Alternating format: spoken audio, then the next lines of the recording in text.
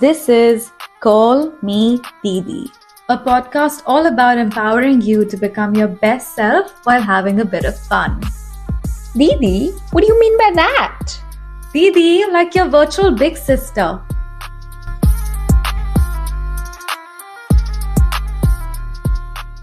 Welcome to Call Me Didi. I'm your host Diva. And I'm your host Sanchi, and let's get into today's episode. How are you, Diva? I am good today, Sanchi. I'm good. It's a nice, productive Sunday, so I'm happy when I'm productive, but also happy when I'm lazing around. Yeah, it's a good day. I should stop just blabbering. How are you today? I am okay, I would say. I'm a bit tired today. I had a really long day yesterday, and I also just got my period, so my energy levels are a bit low, but ready to record. Ready? Yes. Ready for this episode? Yes. Okay, so give me your highlight of the week. What was your highlight of the week? My highlight of the week was two highlights. One was just putting together a podcast cover, which is not final yet, but we did that as a group exercise with a few friends. So that was really fun, and it felt like it was coming together finally, and it was becoming more and more real. So that was really nice. And then the other one was the show that we attended yesterday, where one of our friends, Anshul, who's a great singer, her Instagram is full of shul. She performed with a band and she sang a lot of Hindi songs. So that, like, my heart was so full yesterday. I had a great time. What was your highlight of the week? You stole one of mine. Sorry. Of course, yesterday's show was one of my highlights, dude. It was such a beautiful show, and I could feel a really high vibration in the room. It was so beautiful that I actually cried. Did you really? Yeah, my tears literally came out and I was so scared to wipe them off. I was like, okay, what if Rosha judges me of crying in the show? And then I just wiped my tears off. But yeah, yesterday's performance was for sure one of my highlights. But another thing is, I wouldn't say it's a highlight, it's more of a thing that's happening now. I'm reading the book. It's my fiction book called The Forest of Enchantment, and for the but after a very, very long time, I feel like I'm hooked to the book. I get lost while reading it, and that's not usually me, but it's happening and I'm loving it. Like, I think about the story and what's gonna happen next, and yeah, it's fun. So that's one of the things. That's fun. Yeah. I am wondering, why do you think you cried yesterday? So I was also thinking this yesterday in the theater, that I feel very deeply. Like, whenever I feel things very deeply, which is why I get excited on small little things. And whenever something makes me feel, I cry. So I've cried sitting in the park watching a very beautiful sunset by myself as well, multiple times. Yeah, so I've cried a few times when I feel something very deeply. So probably I felt very deeply yesterday, which is why I cried. Yeah, it was beautiful. Yeah. There's something about sitting with other Indians and just listening to beautiful, melodious Indian music. And it was all my favorite songs. It was really special. Yeah. Anyway. So what are we talking about today? Today, you know how last week we covered importance of building habits to set goals, and we discussed that we'll go through a bit of a goal setting. You can call it a workshop today. So it'll be good to take our listeners through the step-by-step guide that you followed to set your 2024 goals. Yeah. And I'll ask you questions along the way. And it'll be interesting to tell our audience how to do it themselves. We'll also have a little bit of a guide in the show notes for our listeners. We're going to put up a free template for you to follow as well in the show notes. Yeah. So, Sanchi, I believe you have a 4-step process. You're right. Do you want to tell us what the 4 steps are, or the steps you followed to set your goals? Yes. Yeah, so it was a full blown 4 step process that I followed to set 2024 goals. And I took some help from different online articles that I read. So the first step is to reflect on the previous year. In this case, it was 2023. So I did a full blown reflection of my 2023 year, what went well, what didn't go well, what to improve, etc. You had a lot of questions for this part. Yes, it was like I took at least an hour and a half to write those, and then I was just so like I thought so much in that time that I was like I can't do the next step today. I need some time. So it took me a full week and a half to do the whole thing because The whole 4 steps? the whole 4 steps because Okay. it was so intense and deep that I couldn't do faster. I needed to take my time. So it took me a while to finish my 2023 reflections. And then my next step was to set 2024 goals. Like these were big goals that I want to complete in 2024. And then I turned those goals into habits. And then I took the mixture of 2024 goals and habits and created a vision board out of it. It's a physical vision board which I have right in my face, right next to my bed. So when I wake up in the morning, I see it every morning. And when I sleep, I see it every night. So it reminds me of my goals and habits that I have to achieve in this year. Okay. Should we go step by step then? Yeah, let's do it. 2023 reflections. Do you want to touch on it, or should we just give that list of questions to our listeners so they just walk through it? I'm going to just quickly take through what went into 2023 reflections because I did follow the set of steps, but I also want to mention that because this is my first year actually doing proper goal setting, I did not set proper goals last year.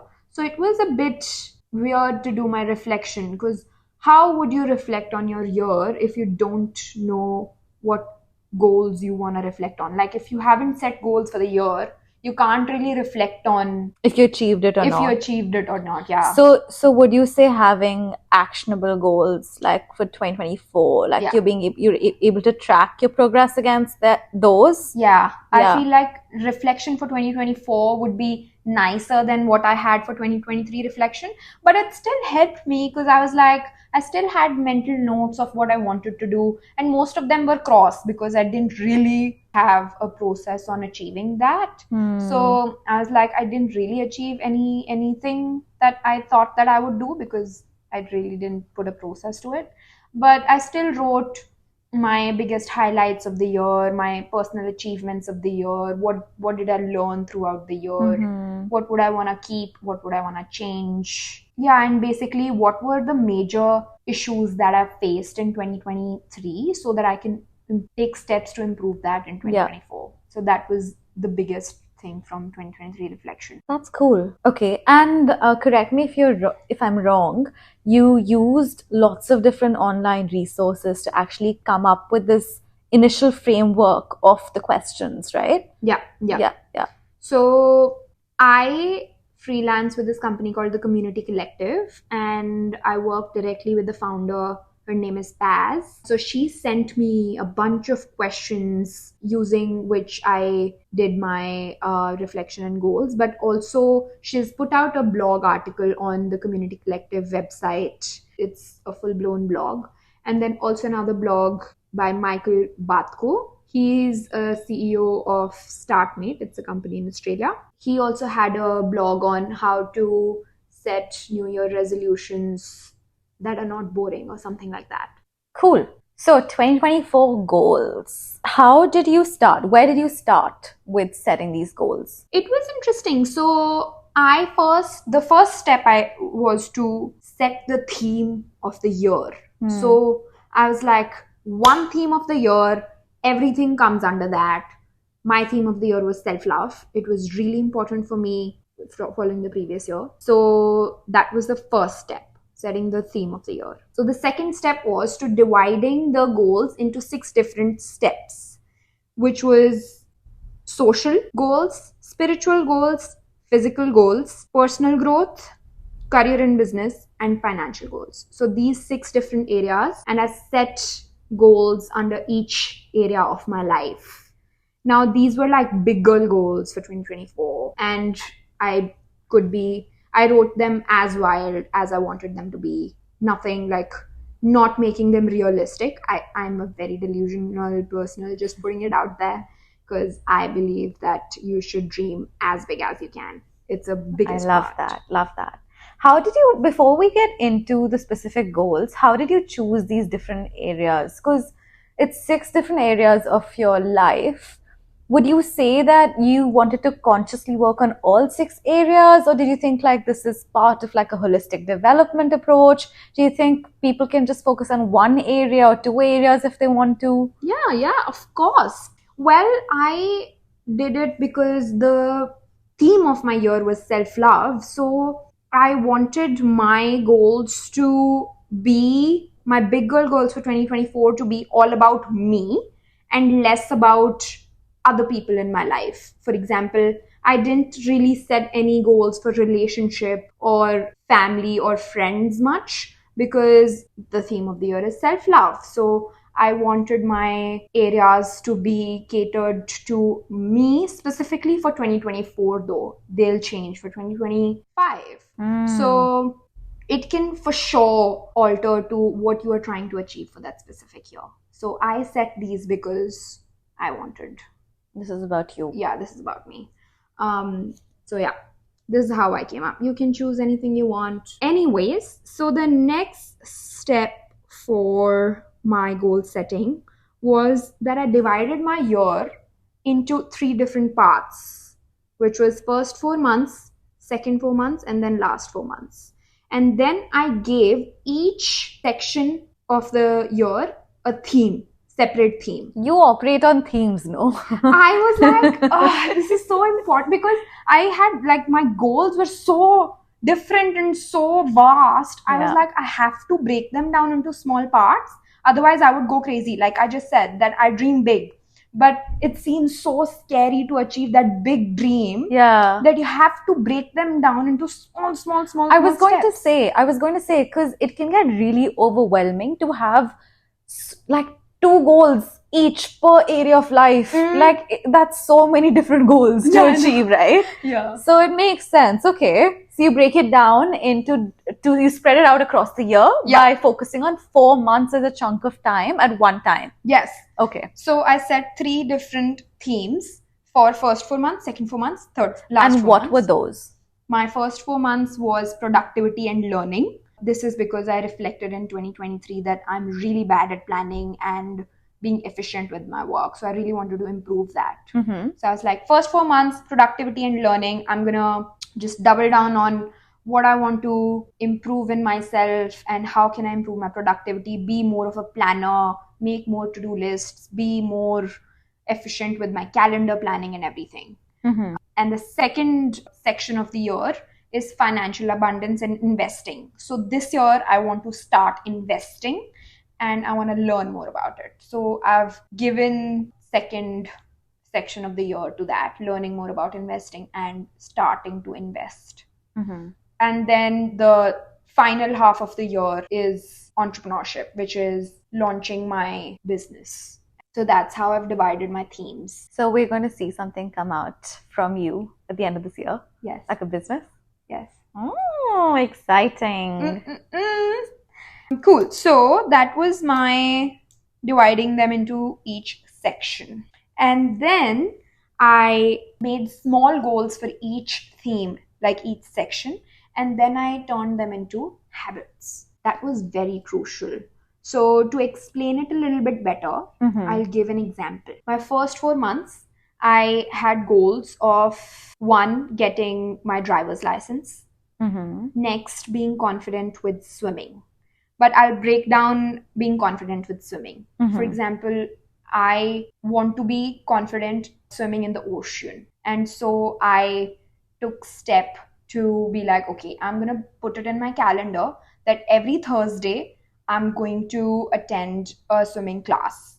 But because swimming class is just half an hour, it's not going to help me be very confident. So I also have another day set to go and practice swimming by myself. So I have to do swimming at least twice a week so that by the end of April, I'm confident swimming in the ocean. Okay. But then also, I took steps to go and take morning dips in the ocean. That makes me more comfortable being in the ocean. Being in the water. Yeah. Yeah. So actively putting yourself out there and yeah. So you have a bit of a plan going as well in the form of a habit? Yes. So how I converted this into a habit. I have a physical calendar right next to my bed, which is a big calendar where I have to write that when I went for my swimming class. And then that makes me accountable.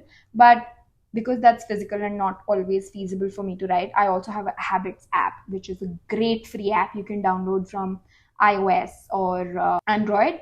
And you can build a new habit. You can quit habit if you want. And you can set it like you want to do it twice a week, once a week, every day, what time of the day. It sends you reminders and everything as well. And it gives you streaks, which makes you feel like motivated. A Snapchat streak. Yes, like a Snapchat streak. So it makes you like motivated, like, oh, how many weeks you have kept up with your swimming thing. Yeah. And like I also have a goal of doing gratitude every morning. Yeah. So that's daily. So I can't miss a day at all. So I'm on like 62.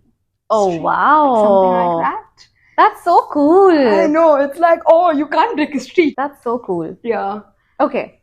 So that's swimming. Do you have another example, like from maybe like a productivity standpoint? Yes. So one of my examples is to, I want to launch my business by end of the year, like last half of the year. So because it takes a lot of time to launch a business, put it that I'm going to learn on how to launch your business. So I'm doing a Shopify course. And so how I've broken it down into building a habit is that I have to work on my business thing for at least 5 days a week for at least 45 minutes a day. And for now, I am doing 45 minutes a day. But once I am more confident with doing it more and more, I might increase the time to 60 minutes a day. And then I might increase it to 90 minutes a day. And so when I do it and I tick it off, it makes me feel like, okay, I'm getting there. And that's good because I feel like 45 minutes in a day is achievable. Yes. And when you stack it up every single day for weeks, you don't realize how much productive work you can get done in focused 45 minutes. Yeah. And that's like, to me, that's less overwhelming when you have a big schedule of, just things you have to do in a day. It could be a job, it could be 10 other things you're going on in your life. So it's probably better to put in a small amount of time, which is achievable, than like, oh, I'm going to do 2 hours or 3 hours every day, which is maybe not even achievable for you. So you should be realistic about it as well. And like you said, the more confident you become, because I've also previously launched a small business. I didn't follow the exact same template, but what happens is that you start actually enjoying the process and in some ways you become more confident, and then you yourself want to put more time into it, and you find time from other areas of your life. Yeah. You're completely right with that. Okay. Yeah. And I also found that like there goes a bit of testing and trying that what works for you. Like I first thought that I'd work on my side thing every day, but then I was like, oh, I can't really. It's like some days you get too busy that you can't really do that. So I was like, okay, I'll like shorten it down to 5 days a week. So that makes me feel like, okay, it's more achievable for me. Yeah. So yeah, that was really helpful. So you need to test and try, I would say. What works for you.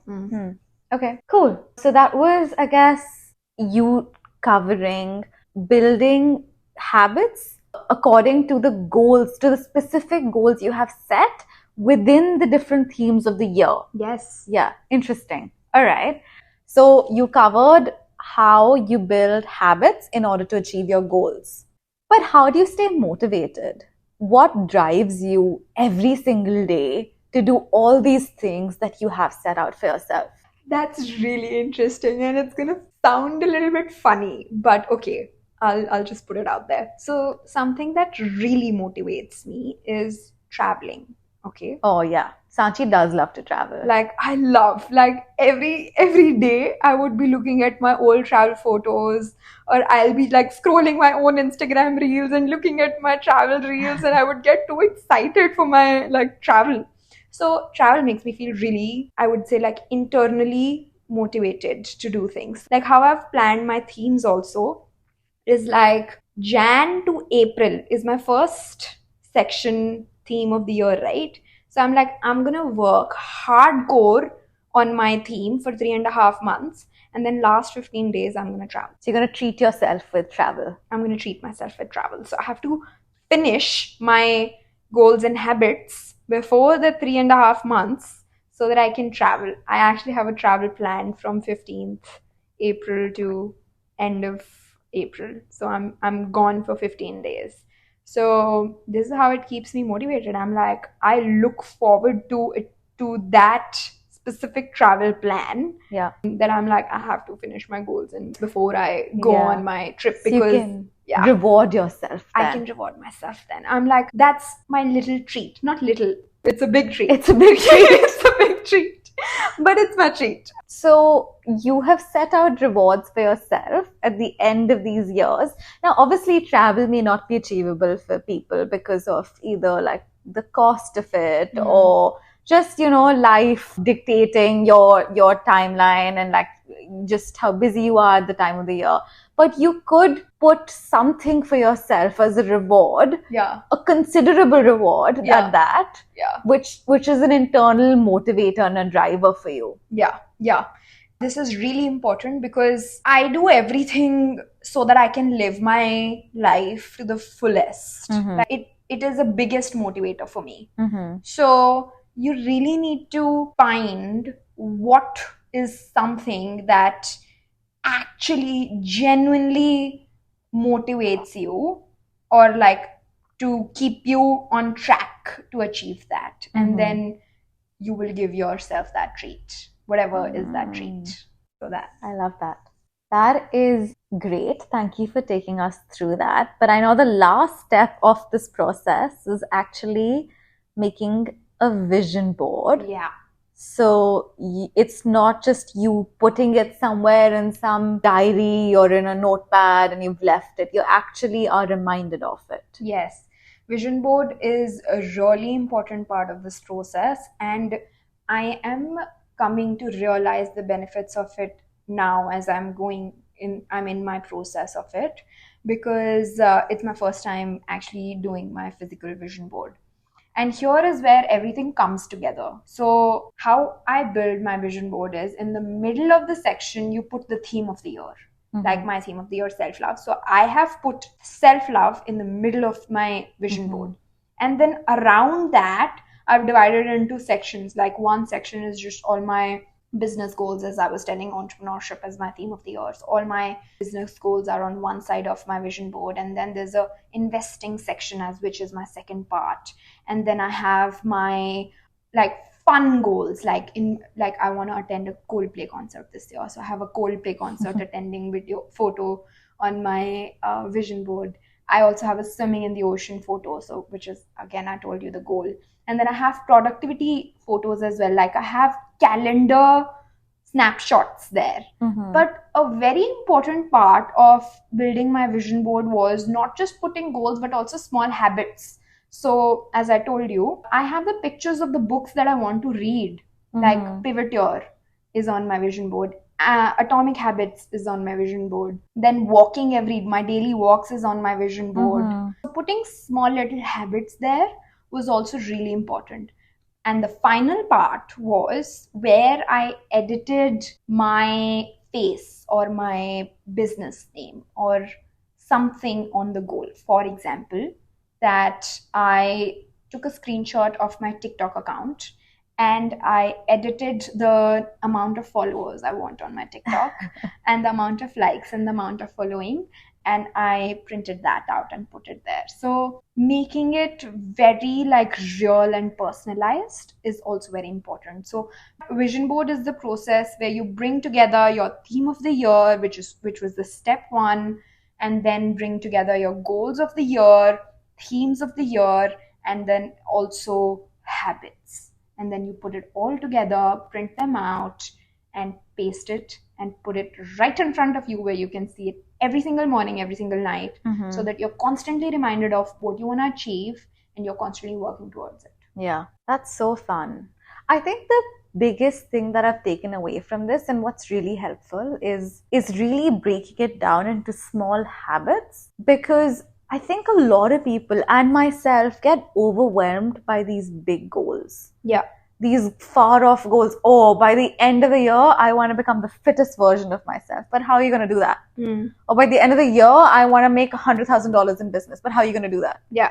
You know, so just breaking it down, like, and then breaking it into chunks of the year. So, you know, or like, if I have to learn something, I have to learn it in this 2-month period, and I do it by putting 45 minutes away. Yeah. Yeah. And then obviously creating a vision board is just a constant reminder. And it's a way Yes. to affirm it for yourself as well, right? Like you look at that and you're like, yeah, I'm going to achieve it. Yes. Yeah. Yes.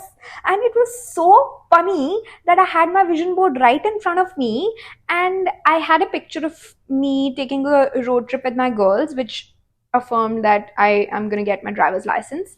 And I took the time to do my online portal thing and go book my appointment with the service SA and get my portal done. Like, By portal, you mean your license, your learner's license? yeah, learner's license, Yeah. portal done. Like, I took steps, and it has been on my goals to learn how to swim and get my driver's license from years. I've never taken action. First time in my life I've actually taken action because I have it right in front of me. It's a constant reminder. Yeah, so it's very helpful. Very helpful. Awesome. Okay, Sanchi, final question. Yes. We are now into March. We're mid-March. Yes. How are you tracking? So you've set these big audacious goals. How are you tracking against these goals? It's very funny actually. When we were preparing for this episode, right, I opened my productivity and learning document, and I was reading through my 4-month habits, and I've actually ticked 4 of them. I just ticked 4 of them when I was reading them. And one of my habit was make to-do list every morning. That includes small tasks like email this person, get this done. And I tick that off because now I do to-do lists every day. And then maintain a habit tracker by writing on your calendar and ticking it off in the habits app, which I do every day. You can open my habits app and see my whole habit tracker. So I tick that off. And then I had another thing that work from table and or go to office or go to cafes more often. I tick that off because I do that. Now I don't sit on my bed and work. I actually work from my table, which is the huge achievement for me, as you know.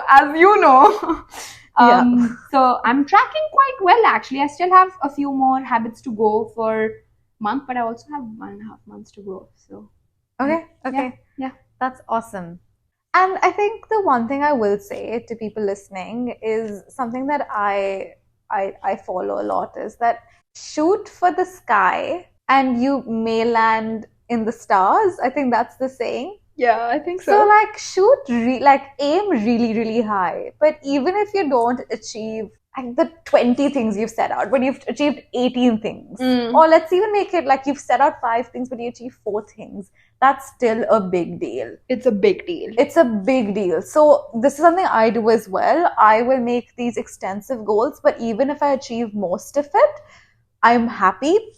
It's very easy to get into the loop of not being happy because you don't feel like you're not like, oh, I didn't achieve everything I set out for. But you need to always think about how far you've come from where you started. For sure. And I struggle with this a lot. Yeah. Yeah, I'm learning to not Be hard on yourself. Yes. Yeah. Yeah. It's a really hard part for me, but yeah.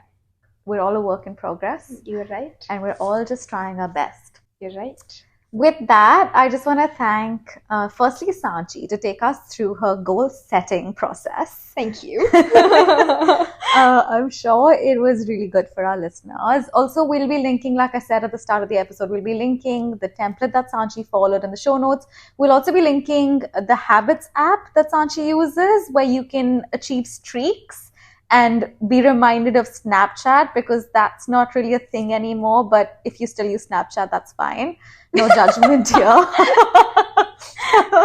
And we'll also be linking the Shopify course that Sanchi is following, because I think that might be very helpful for some of the people listening. And it's free. It's free. Free. So, Any final words from your side? no. No. Just would love your feedback though. Would love to hear what did you think of this episode? Was it actually helpful? And what can we improve? We'll catch you in the next episode. Ciao! Ciao!